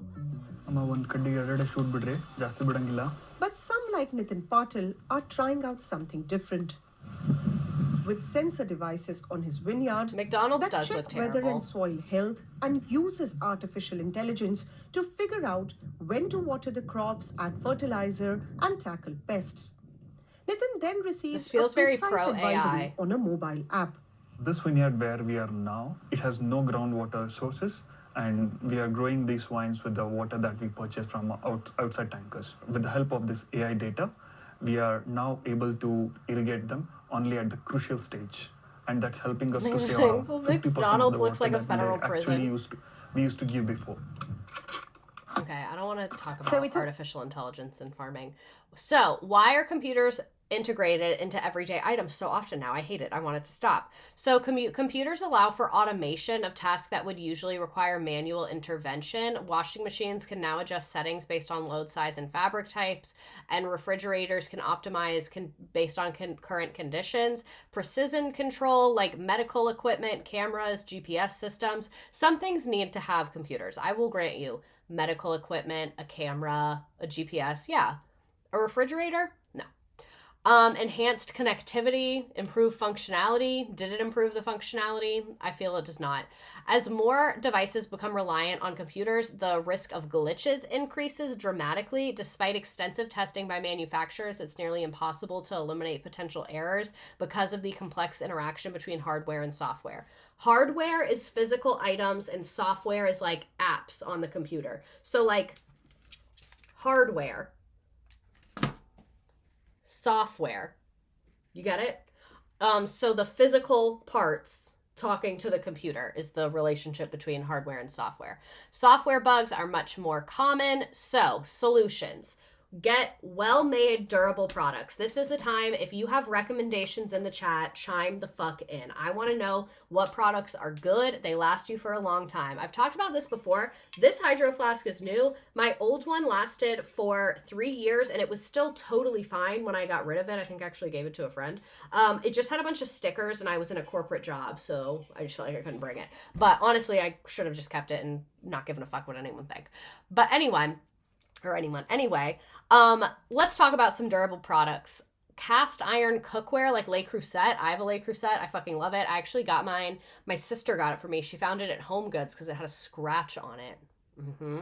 Leather goods. Leather goods last a lot longer. Mechanical watches. Obviously, we can't afford Rolexes, but mechanical watches rather than a computer watch. Stainless steel thermoses. I'm going to skip through those. So anyway, because I have pictures of other products later, so we're visual learners around here, even though that learning styles is a total myth and it's just preference and needs to be excluded from every PD for teachers ever.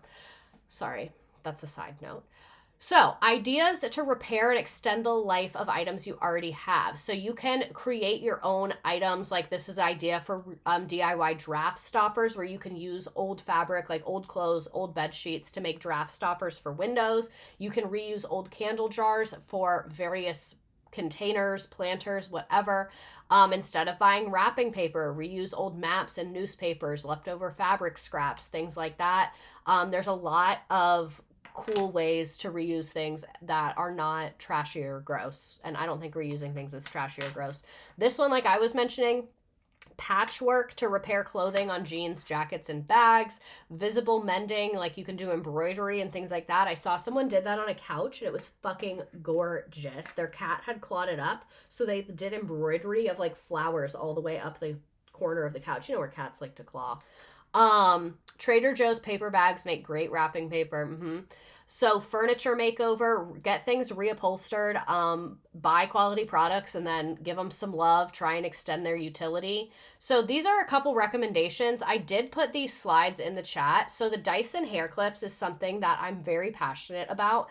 I have only had them for about a month, but I have broken most hair clips within a week of getting them, and these actually hold on my hair. I really fucking love these. They were expensive, so it comes with 4. The 2 on the edge, I don't use those at all. I wish you could buy just the more claw ones, but yeah, I fucking love these hair clips.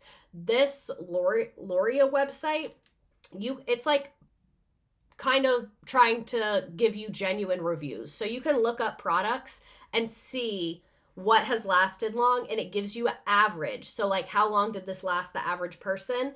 And then I also linked to someone made a personal list. It's just a Google Doc that's very long. I found it on Reddit. It was a lot of like cooking stuff that I don't care about. And then this is Reddit Buy It for Life. Again, I already put this link in the chat. I'll put it in the description as well. This is a Reddit thread where people talk about what products they've bought that they love, lasted them a long time, like worked forever. And you can just get really good recommendations on there. So I wanted to go through a couple that I heard. So one that a lot of people commented and said they were good, and my parents actually have Speed Queen washers and dryers, and they're great. They're really kind of ugly and super loud, but they can take so many clothes in there and they work very well. They're very straightforward, no computers, just knobs. But someone said they bought one and it didn't go so hot. So they said, update, the dryer thermostat failed on day 12. Stop heating on Saturday night and we moved houses on Monday, so we paid the tech to replace instead of warranty. We were without heating on a Samsung dryer for a month before these arrived. Now we're getting random unrelated door errors. Y'all may have been right and nothing is sacred any longer, even Speed Queen's reputation. But a lot of other people on Reddit were like, this is crazy. You should reach out to them. I really loved them. Yeah. So I just want, since there was a negative post in Buy It for Life, I did want to show it to you, but I also wanted to tell you that my family has had a very positive experience with it. Le Creuset cast iron cookware. Like I said, these are pricey. I got mine from Home Goods because it had a scratch, but the scratch was on the bottom. It works so well. I have had it for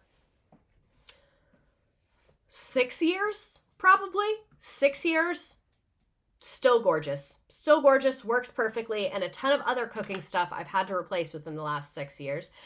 KitchenAid stand mixers. Wanted to see if anyone had experience with this. My parents have one of these that they literally got for their wedding. My parents have been married like almost 40 years, I think, and they have had this for almost 40 years. And it still works perfectly, but I saw a bunch of people online saying the new ones are no bueno. People were saying that the new ones have plastic parts inside. This is another thing. My uncle told me this, but I don't know if it's true. So he told me, he is a contractor, and he was like, if you're buying parts to do things yourself or have a handyman do them, buy them directly from the manufacturer. And if you can, buy it like through a business. Because he was telling me that if you go to like Home Depot and get like a faucet, all the inside parts are plastic. And they're going to break and they're just fucking garbage. But he was like, if you go through the manufacturer, it's way more expensive, but the inside parts are more made of metal and they'll last longer. So yeah, I heard the new ones are missing a spring or something.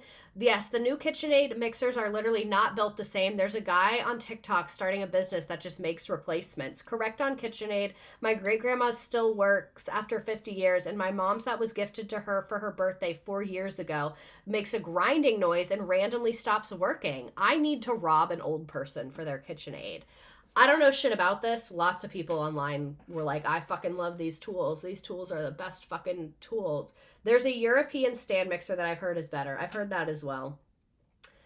Definitely getting an old stand mixer if I ever need a replacement. But yeah, apparently Kindpex tools, I don't know.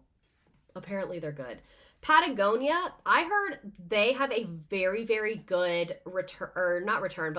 warranty repair policy that they will charge you reasonable rates to actually repair it. Most companies are not this way. I really like that they let you send stuff in and get it fixed. And they have, it seems like, a very, very good return policy as well. I don't have Patagonia stuff because I am not really an outdoorsy type of girl. I have a Columbia jacket, but that's a different brand. But yeah, a lot of good recommendations for Patagonia. Tons of people recommended Darn Tough socks from Vermont. They appear to just be like good, thick, high quality socks. A lot of boomers going to be dying in the next few years, so good stuff will end up in the thrift store. So true. LL Bean, I have also heard good things about LL Bean. Ask your parents for the KitchenAid details, please. I mean, I think they just got it as a wedding gift and they've been using it forever. I think that's the only details. Zippo lighters. This is also better for the environment because plastic lighters go into landfills and that's not good. If you want to smoke and kill your lungs, that's literally totally fine. I think you have the right to smoke. I think you should be able to smoke in restaurants still, on airplanes, if you will. I'm kind of joking, but kind of not. But anyway, Zippo lighters are apparently better because they're metal and you can refill them. So they're much better for the environment and higher quality and not going to break and whatever. Can second LL Bean. I've had a duffel bag for over a decade now. You know what duffel bag I have had? How old am I? I've had this duffel bag for 15 years. My fucking Vera Bradley tote bag. My Vera Bradley tote bag that I saved my allowance for. And my dad was like, why are you buying this colorful ass bag? You're never going to use this later. That bag motherfucking holds up. You can fit anything in it. I don't usually take it on airplanes just because, like, you can't roll it, obviously. I have. It's just not my usual airplane bag of choice.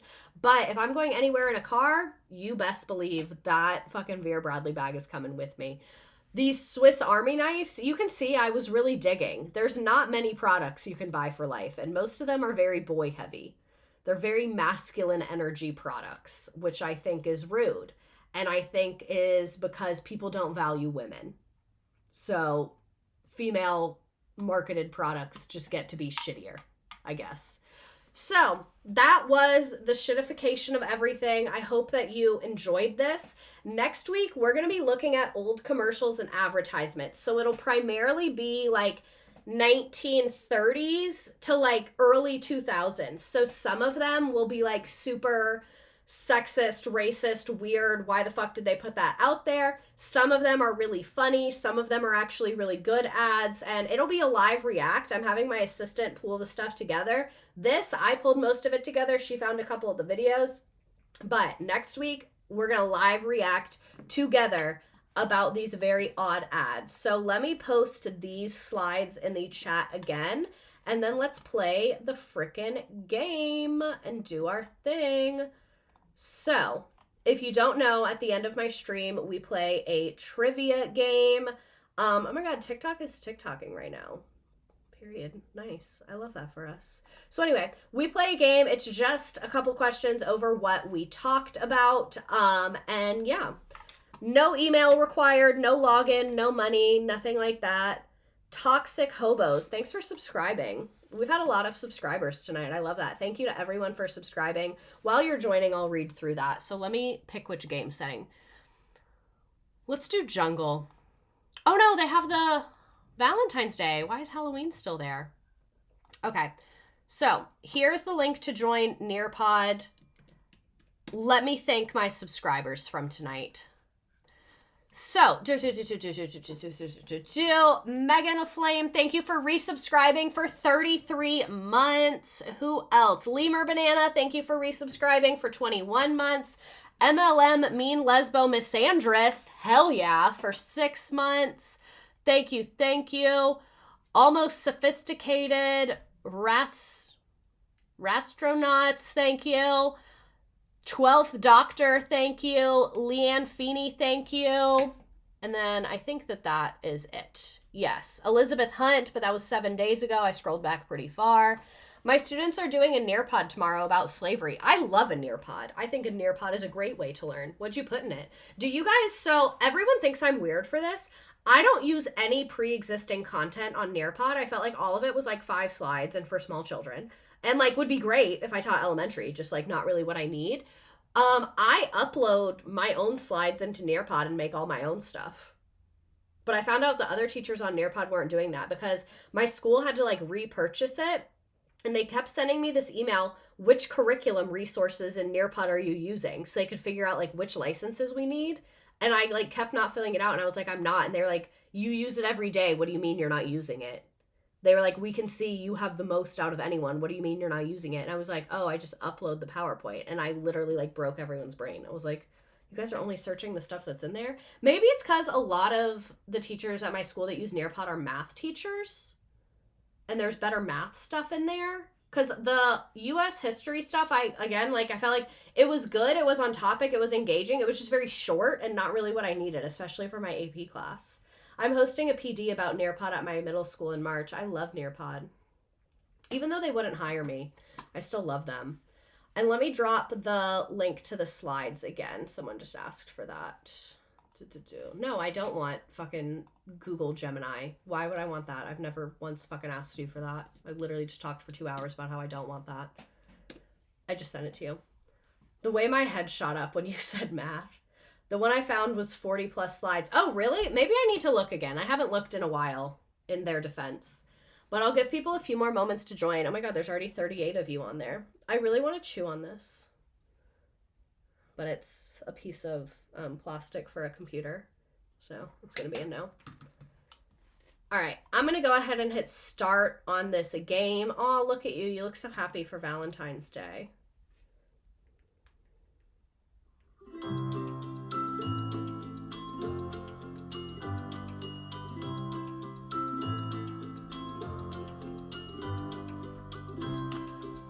It's for 8th grade A-push, but still, with the reading levels. Yeah, usually, so, like, there's this website called Diffit that I really like, and you can, like, make a reading adjusted for different grade levels. I put it on 8th grade for my 11th graders, and even then, they're like, this is too hard! And I'm like, I'm sorry. I'm sorry. Oh, I thought my TikTok posted, but it didn't. That's unfortunate.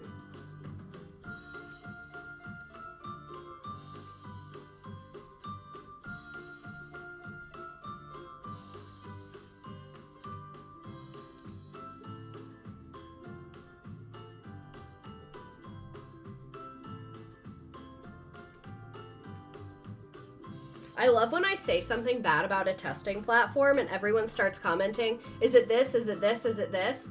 And like, no, but this shows that they're all kind of bad.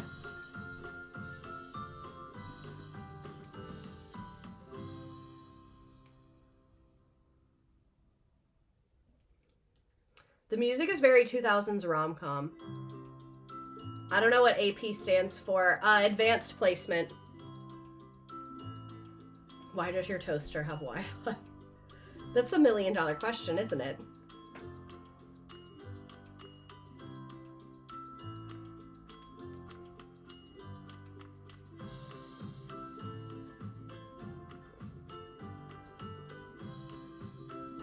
Oh, I keep burping.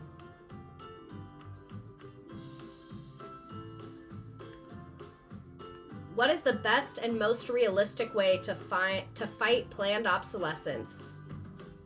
I bought a KitchenAid dishwasher over the Bose because it didn't have Wi-Fi. I don't want, like, it does not need Wi-Fi.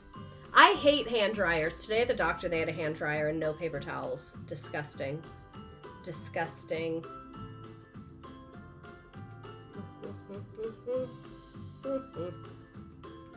I always get suggested to be in these Disney adult groups. Don't really know why. This game is hard.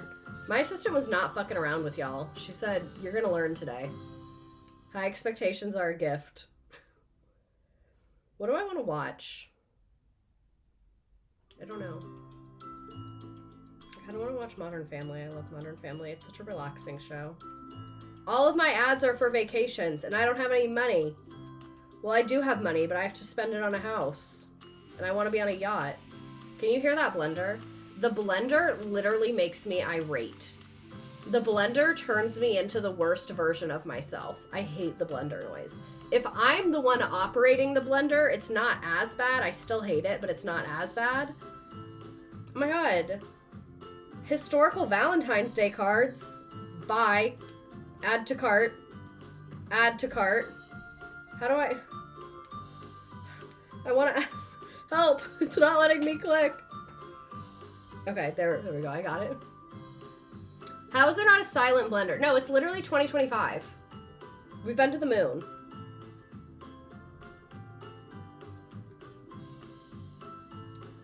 Oh, I love having a spam email. I have like not a spam email, but an email that I use for like random things where I don't want to be on newsletters, so I guess a spam email.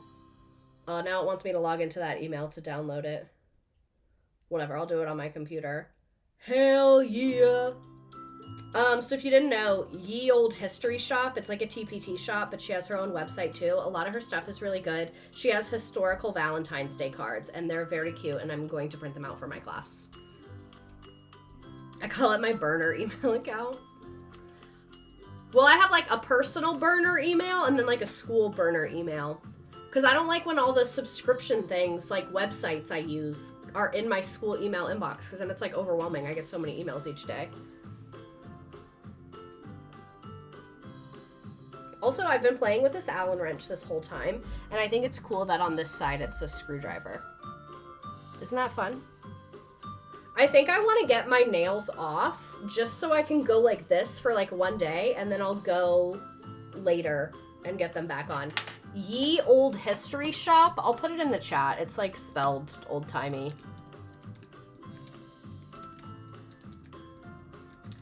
If you Google it, it should come up. Gmail addresses shouldn't be free if they didn't want me to make a ton of burner emails. How many emails do I have? Original personal that I've had since I was a child, so it gets like 1,000 emails a fucking day that I don't use for anything except like my health insurance because I don't want their emails. My actual personal that I use for like my bills and shit. A Walmart parking lot. I just got a new misredacted because I'm with a better talent organization now. My work email that's professional. My work email that I almost never use and I use for spam. And then my school email. 7.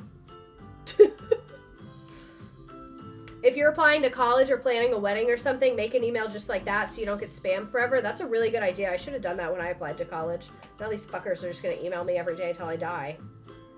They're like, hey, we know we rejected you in 2015, but do you want to give us some money? Would you like to buy merch? And I'm like, kill yourself.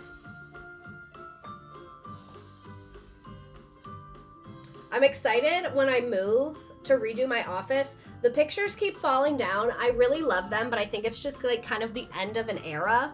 You get what I'm saying? Like I want a new vibe. So let me show you what my new vibe is gonna be, I think. So first place is Saturn Cat, and then Caitlin, and then 33 Months of Fun, Emily, Manda, Cursed Subscription Printer, Toothbrusher, Rick, Danny O, Scientist Housewifery, Muriel, Smyrner, Sam, Yesification, A Target Parking Lot, Veer Bradley, and I will scroll through the rest. Oh, Breville. Breville was a brand that people really recommended. They make like coffee and stuff. A Totally Not Shitty Stand Mixer, Everything is Shit, Speed Queen, a K Barbecue Parking Lot. Nice job. Any recommendations, any memes, anything like that? Old furniture is made with old growth trees, which we aren't exactly cutting down anymore. Yeah, the trees got weaker. I got all of them wrong, but I had fun. I'm glad you were here. Thank you all for joining us. This is one of my favorite parts of my week. As always, I was really looking forward to this today, especially when I was at the cursed doctor's office, which we all know that I hate. But yeah, I really, really like this. So thank you. And let me show you what my new vibe is going to be for my office. So this couch, you kind of can't tell because of the light. It's very pink. It looks very dark and purple because I'm in a dark room, but it's actually a baby pink. So I think I want to go for like this kind of a vibe. It's like horrifying to show you because of the ring light, but you can see. So like beachy, but still kind of Barbie. So I'm going to still use this couch, and I'm going to still have my on the air sign and my misredacted sign, but I kind of want it to be a little more like clean vibes and introduce like some cream and some blue. And yeah, you can't shitify kitchen appliances and take away beautiful appliances. I will say, in my classroom, I have a mini fridge that looks just like that. And it's plastic and shitty and modern, but it looks very, very, very, very cute. Me, whenever I attend a class with Misredacted. Thank you for being here. I will see you next week for some weird and bad commercials. And I need to think of our topics after that. I don't have anything planned out ahead of that. So if there's any ideas, tweet me, DM me, email me, whatever. There's matching microwaves to those fridges. Ooh. Alrighty. Anyway, have a good night, everybody. I will see you next time. Sleep tight. Love you so much. You are